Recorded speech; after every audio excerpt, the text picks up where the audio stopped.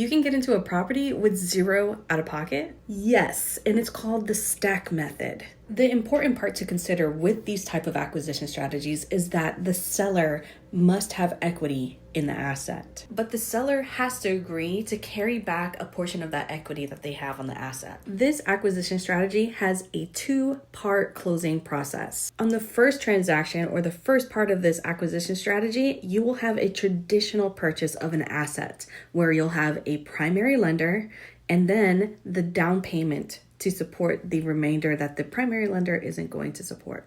So once the seller has accrued liquid capital for the selling of the property on that first transaction, they can then carry back a portion of their equity into the second transaction.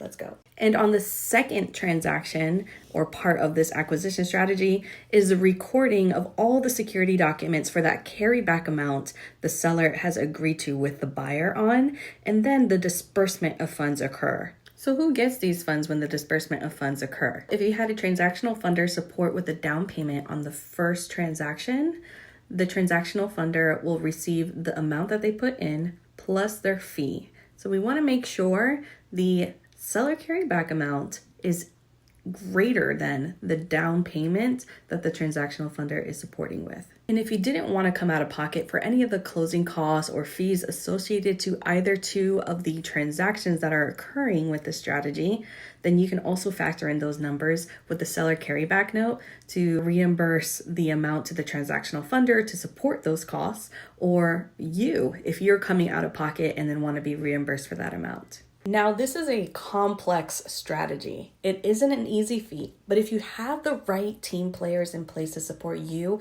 on executing on this type of strategy, it's absolutely possible.